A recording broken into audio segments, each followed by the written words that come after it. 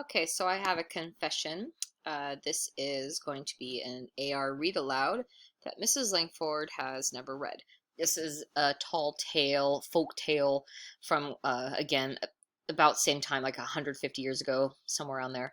Um, and I've never read it. I've heard the name Pecos Bill. My husband knows the story. He remembers it from when he was a kid, but nobody ever read it to me. I just know that it exists. So this is going to be 100% new to me as well.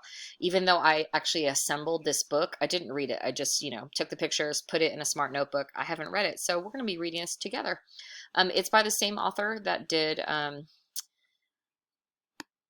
Johnny Appleseed. Sorry, I was like, what was that book called? So same type of art, same author. Apparently this author really enjoys retelling tall tales.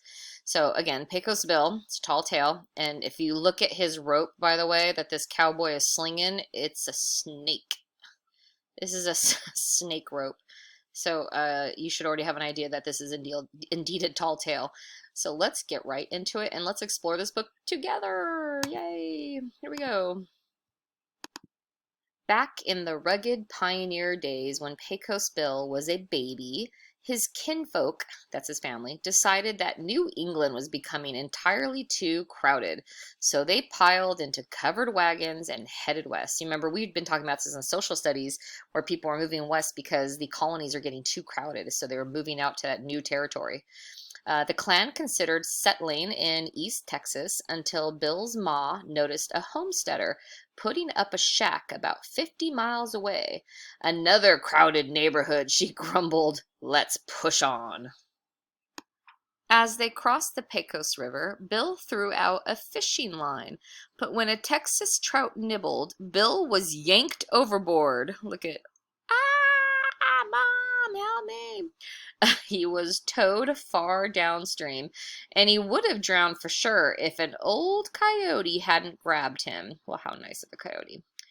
Her family adopted Bill and taught him the ways of the wild creatures. So this is Pecos Bill being raised with a whole bunch of adorable little coyotes. Okay, so yeah, definitely a tall tale, yeah?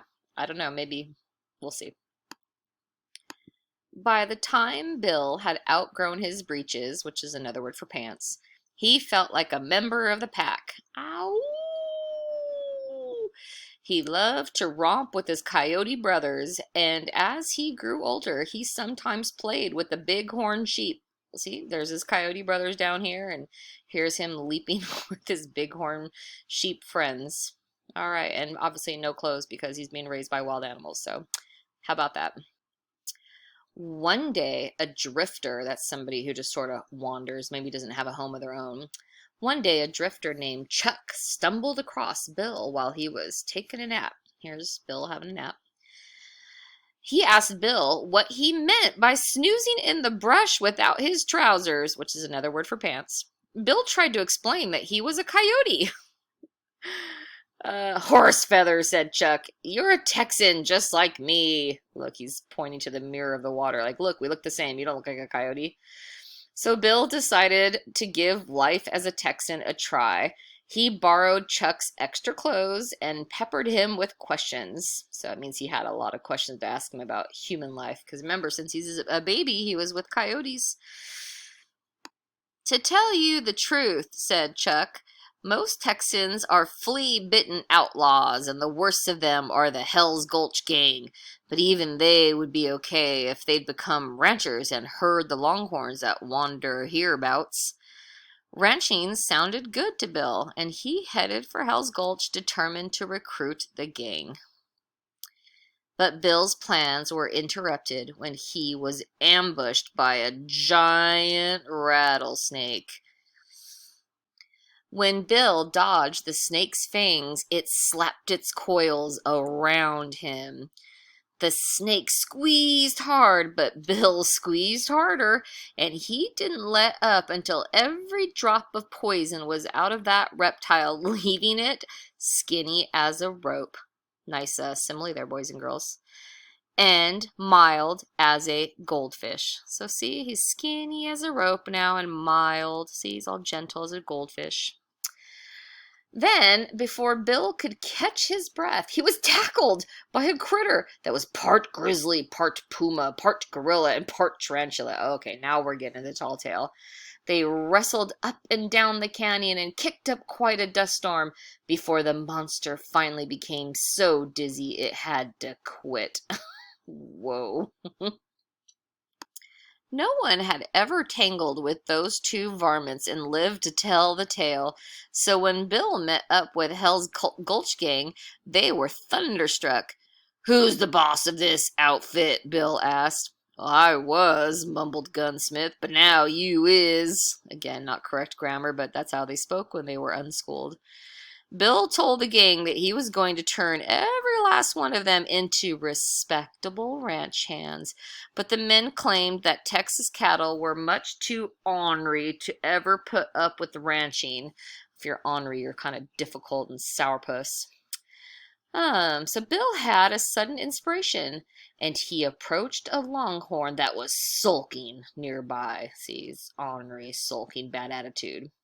Just as the bull whirled around to trample him, Bill snagged him with the, rattlesnake, and yanked with all his might. Cattle roping has just been invented. Wow. So Bill scared that bull out of its skin with a blood-curdling coyote howl. The embarrassed creature hightailed it off to grow a new coat, while Bill cut the hide into strips and passed them out to the men to use as lassos. So now everyone has a little bull lasso. Let's see here. This guy's running away from one. This one's trying to catch it. These are fun. These are fun little pictures to look at the details. Oh yeah, see, here it looks like he's got no more skin. Yikes. Then cowboys and cattle tangled in a rough and tumble hullabaloo that is remembered to this day as the first Western rodeo. Look, they're all trying to ride them and having a good old time. When it ended, the gang declared that they would be cowboys forever, and they promised to help Bill round up every steer in Texas. Bill needed a horse to ride on the big roundup. "Well," said Chuck, "there's a wild stallion in the mountains that some folks call Lightning. Others think the name Widowmaker suits him better, but no matter what you call him, he's the fastest, most beautiful horse in the world." Yeah, they call him Widowmaker probably because anybody who tries to ride on him gets killed. So all these ladies are like, "Hey, horse, you killed my husband." All these little tombstones over here. So Bill went off in search of Lightning. As soon as he saw him, Bill knew he'd found the horse for him. Ooh, even the snake approves. Bill chased Lightning north to the Arctic Circle. The polar bears, what is going on? And south to the bottom of the Grand Canyon. Finally, he cornered the stallion and jumped onto his back. Lightning exploded from the canyon, leaping and bucking across 3 states. Yeah, that horse is not happy.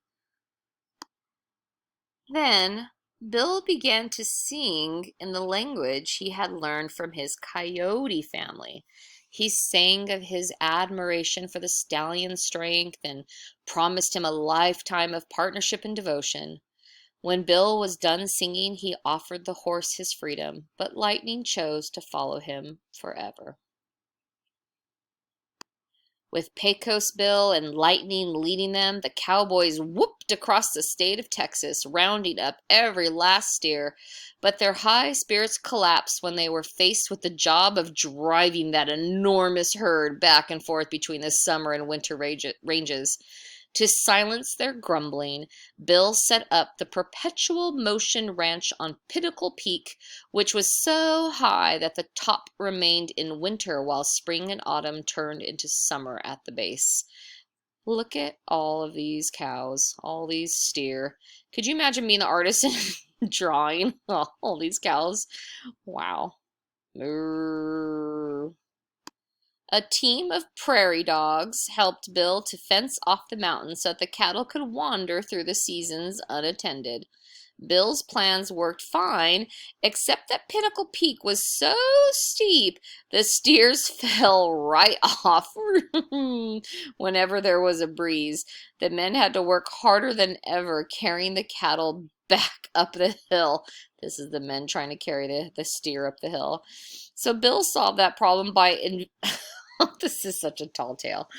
Bill solved that problem by inventing steers with very short legs on one side of their bodies.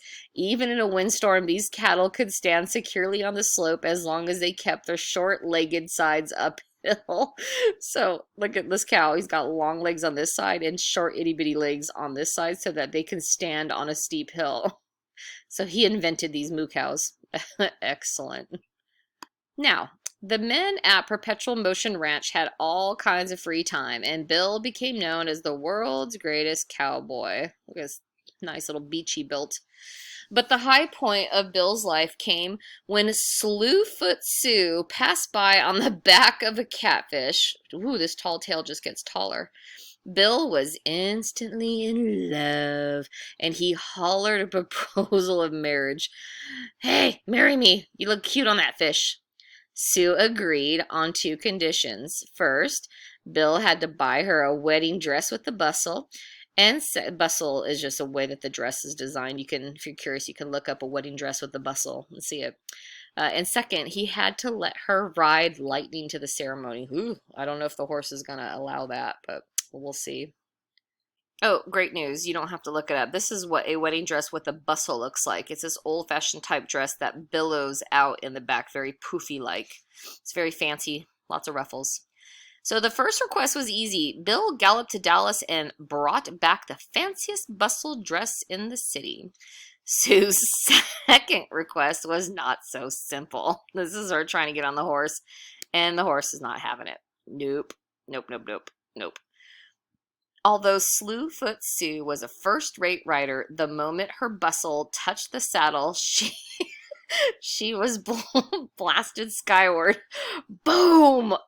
Up she went to the sky. Oh, sorry, that's funny. Oh, man. You're not having a good day. Sue soared around the moon.